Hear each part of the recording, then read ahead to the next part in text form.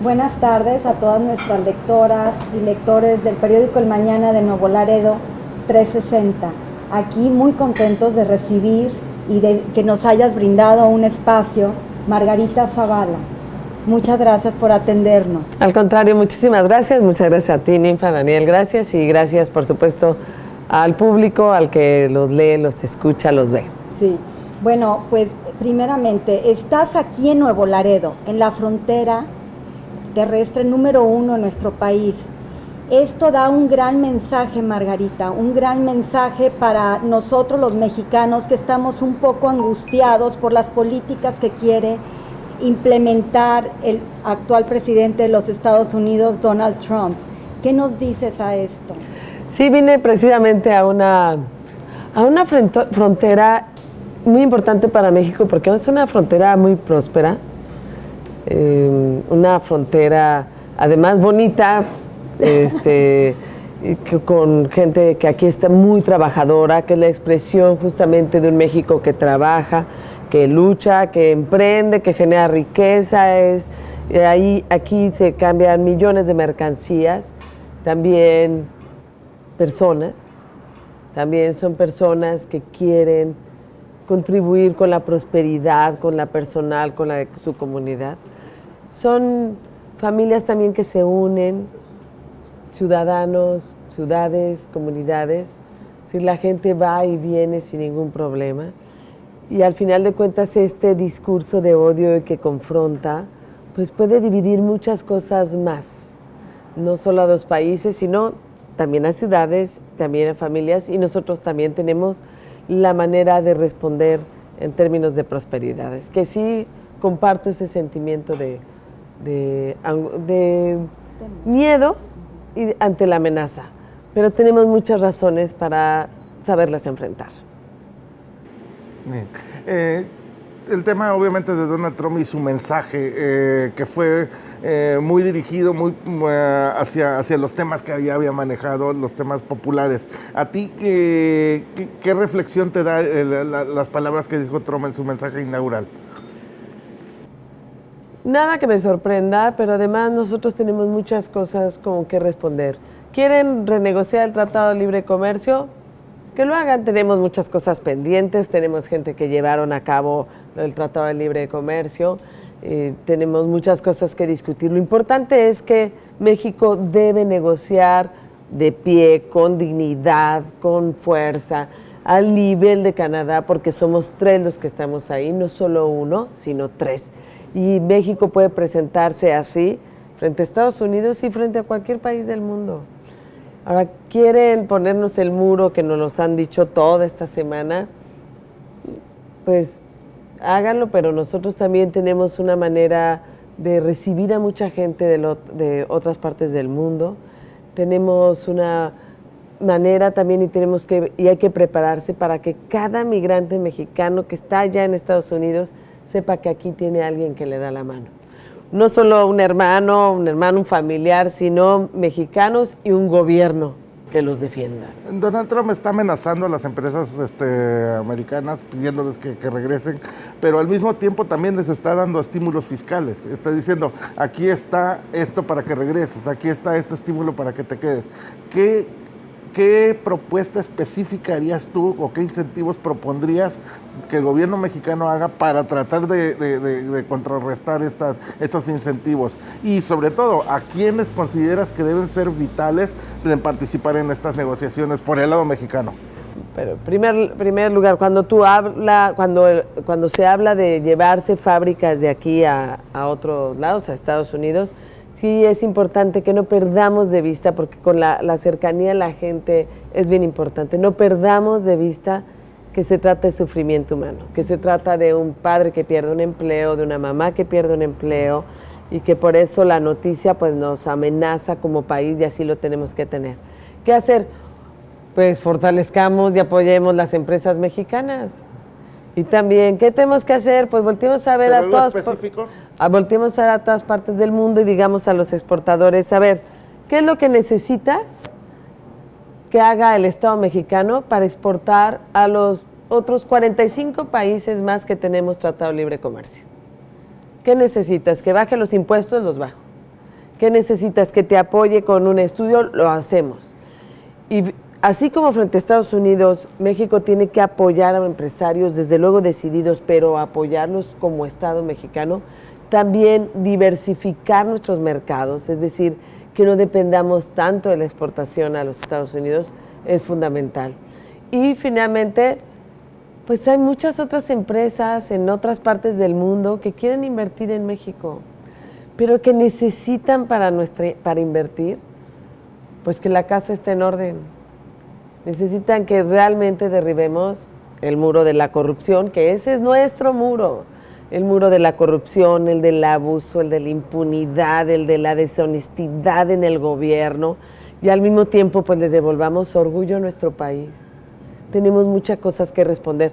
Nosotros, digamos, somos un gran pueblo y eso tiene que quedar muy claro. Somos un gran país, lo conozco muy bien.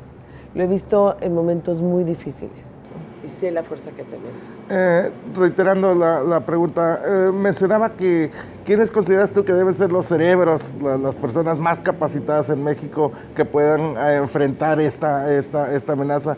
¿Quiénes consideras tú que deben ser los principales negociadores en esta relación México-Estados Unidos? Bueno, tratándose del Tratado de Libre Comercio, en cuanto lo pongan a negociar y demás, pues es desde luego quienes han estado en el Tratado de Libre Comercio y precisamente quienes conocen el área de la bilateralidad.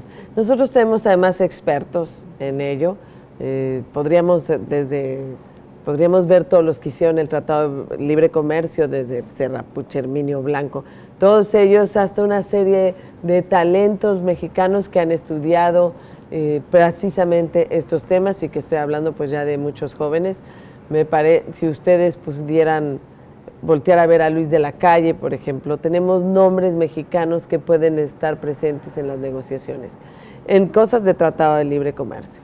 Pero en los temas hacia otro lado, hacia las otras partes del mundo, nosotros hemos tenido embajadores, gente que ha trabajado en ProMéxico, que ha trabajado precisamente con el comercio de otras partes del mundo, que ha elaborado la parte del TPP, los que hicieron el programa de todo el área Pacífico, quien firmó, cuando firmamos Colombia, Chile, Ecuador, México, todo eso te va diciendo de las muchas cosas que podemos trabajar, y los miles de mexicanos que tenemos talento de sobra para presentarnos frente al mundo. Lo que sí es que lo que no nos puede faltar es la dignidad con la que hacemos las cosas. No hay que arrodillarse. Somos un gran país. Solo Estados Unidos recibe el 60% de los vegetales que hoy comen los estadounidenses son de México. El 80% de los tomates son de México. Generamos ahí también miles y miles de empleos. La relación bilateral es de una enorme interdependencia. Y por ahí tenemos mucho que trabajar, mucho que decir. Y no solo es frente al Ejecutivo. Acuérdense de un discurso como el del alcalde de Nueva York, que le dijo a su gente: yo voy a estar aquí para defenderlos. Voy a estar aquí para darles salud si se las quitan. Voy a estar aquí para aceptar precisamente migrantes. Acuérdense el discurso del alcalde de Los Ángeles. Entonces, bueno, ahí hay una manera de negociar con inteligencia y con estrategia, pues vía condados, vía municipios, vía congresistas. No solo es una persona. Y además nosotros tenemos una fuerza suficiente para poder, con una buena estrategia, negociar por cada estado de los Estados Unidos y negociar en cada ramo de nosotros. Claro. Sí, Margarita, una preocupación que tenemos actualmente todos nosotros es acerca de cómo ha aumentado la drogadicción en nuestros estudiantes de secundaria y preparatoria en México. Se estima que ya estamos a la par que en Estados Unidos. Vemos, por ejemplo, lo que acaba de suceder en Monterrey. Es algo que realmente nos tiene alarmados. Sabemos que la situación de nuestro país es alarmante, es una situación que estamos viviendo donde no hay un Estado de Derecho, donde no hay policías que te puedan defender en determinado momento o atender la criminalidad entre los jóvenes. Empecemos por el tema de Monterrey.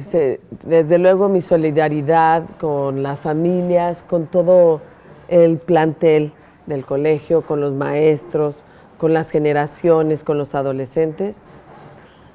También tenemos que reflexionar mucho en términos de lo que hemos sacado de las escuelas, el sentido de trascendencia, el sentido de valores fundamentales que quizá hemos descuidado desde la familia, en las escuelas, en la vida de sociedad. Eso entra a una parte de reflexión. ¿Qué tiene que hacer también un gobierno?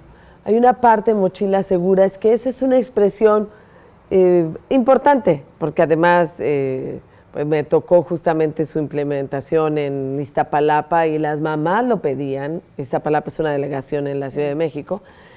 Eso es una parte, digamos, un poquito superficial, importante, que genera un mensaje.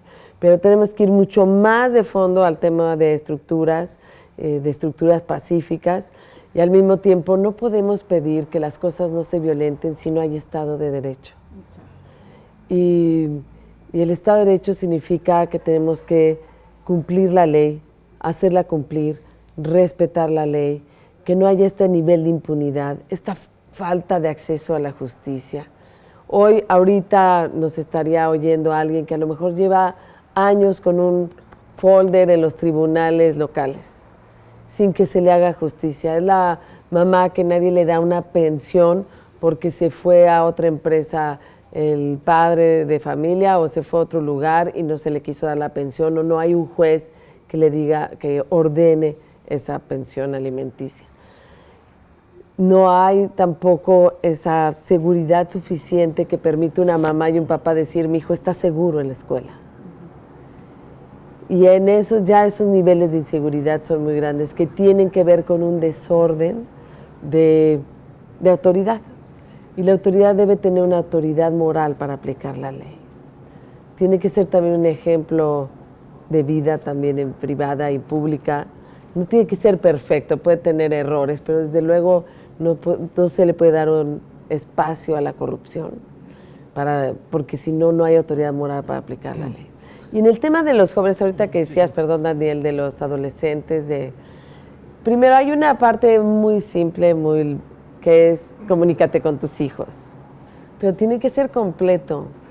Los papás nos tenemos que comunicar con nuestros hijos, los maestros, porque yo además de mamá, pues soy maestra, tenemos que comunicarnos más con los alumnos, y los políticos con los ciudadanos. Los políticos con los ciudadanos. Tiene que haber esa cercanía para que entendamos bien lo que está pasando en la sociedad, en el día a día y en nuestra toma de decisiones. Y finalmente, si volteamos a ver niños, volteamos a ver sobre todo adolescentes, sí nos vamos a dar cuenta que no tenemos una respuesta a los adolescentes. No los conocemos lo suficiente, hay lugares quizá para niños, lugares para adultos, y nos está faltando justamente la parte proporcional más grande que vamos a recibir, que es la de los adolescentes.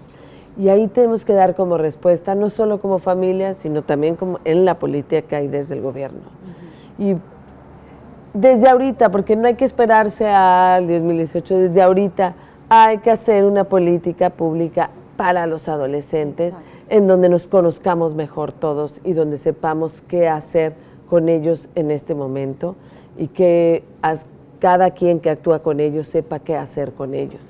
No criminalizarlos, sino más bien integrarlos y saber qué hacer con ellos, incluso cómo los vamos lanzando a un mundo que los espera y que van a ser muy buenos, porque además conozco la juventud de nuestro país y es una gran juventud.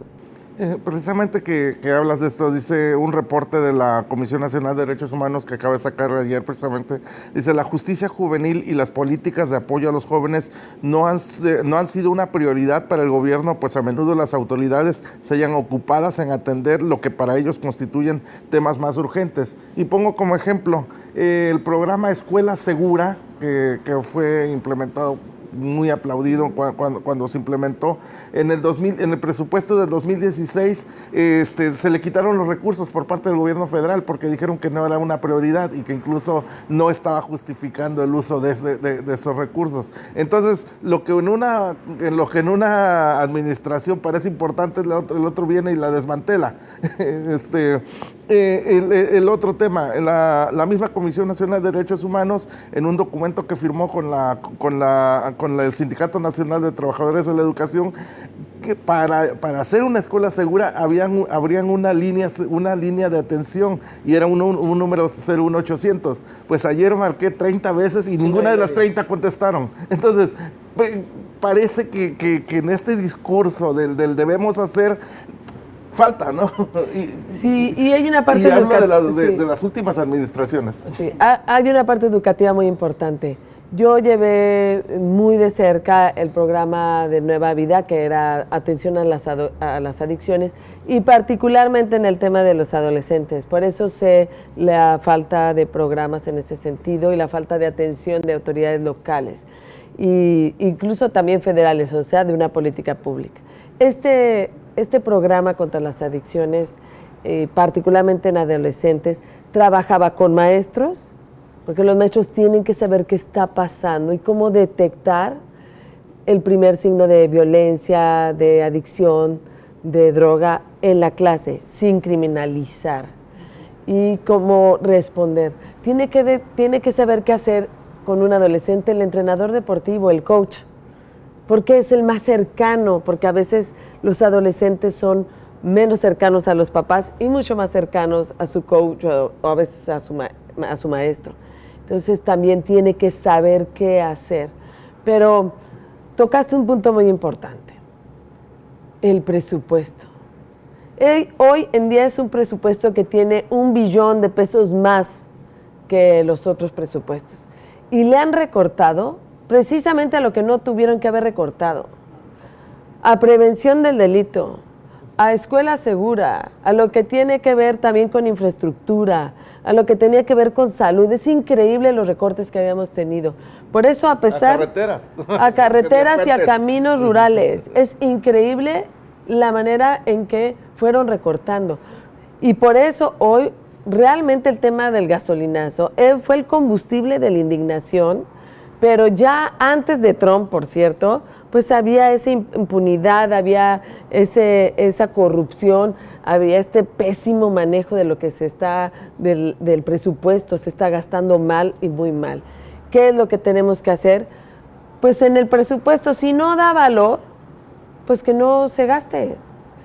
¿Qué es lo que tenemos que hacer ahorita? Pues el gasto corriente tiene que ir directamente, debe ir directamente. Si se trata de gasto corriente, pues yo lo veo más justificado en maestros, en términos sobre todo, por ejemplo, en secundarias o preparatorias, en doctores, enfermeras para el área de salud y en policías para el área de seguridad, porque en policías, por ejemplo, en Policía Federal, no ha habido un policía más, no ha habido un peso más. Entonces, que le quitaste a la prevención del delito, le quitaste a la policía, pues abandonaste las instituciones de justicia, de seguridad, y por eso tenemos tanto miedo. No solo por Trump, esto vino antes, mucho antes, y por ahí hay que trabajarlo desde ahorita. Muy bien. Bueno, una de las cosas que he observado, y todo el mundo lo hemos observado, son los comentarios, volviendo al tema de Trump. Sí.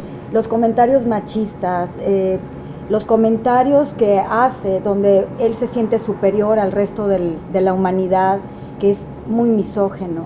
Y justamente los estereotipos que hemos querido erradicar es justo lo que él está promoviendo, mujeres de alguna forma y discriminación hacia otro tipo de mujeres. Esto sí me causa temor, Margarita. Sí, porque tenemos que tener cuidado todos en nuestros pueblos, en México tenemos que tener mucho cuidado con el discurso del odio. El discurso del odio es un atajo intelectual. El discurso del odio le echa la culpa a alguien. En Estados Unidos le echa la culpa a los mexicanos, a los musulmanes, mañana serán otros. Y el discurso del odio contra las mujeres, Será esta vez contra las mujeres, mañana es contra las personas con discapacidad, después será contra los jóvenes. Entonces, el discurso del odio es lo que hay que evitar. Y este discurso del odio, en términos políticos, va acompañado de un maniqueísmo de yo soy el que digo quién se indigna, yo soy el que digo quién es honesto, yo soy el que digo quién tiene la legitimidad. Es decir, va acompañado de sentencias absolutamente acusatorias, sin prueba alguna, sin derecho a defenderse. Ese discurso del odio va acompañado de soluciones fáciles. Es el discurso del odio que va señalando a culpables sin ningún miramiento, sin ningún filtro. Es un discurso del odio que tenemos que evitar porque la confrontación nos va a hundir mucho más. Y esas también decisiones, como vemos, también de los pueblos. Exacto. Y mañana hay una gran marcha en Washington, D.C., que de hecho va a estar nuestra amiga Guadalupe Loaesa de corresponsal para nosotros. ¿Qué mensaje nos darías a las mujeres que se fueron mexicanas allá también a salir a las calles? Las mujeres somos ya inexpulsables de la vida de los países. Las mujeres tenemos mucho que dar, mucho que apoyarnos y mucho que aportar a una sociedad. No nos podemos arrepentir cada vez que decimos yo quiero. Yo por eso no me arrepiento de haber salido a defender a México, no me arrepiento de haber decidido trabajar por México en un lugar como la Presidencia de la República. No me arrepiento cuando le digo a la gente yo quiero llevar a México al lugar donde debe de estar y que sé que nos está esperando. Muy bien.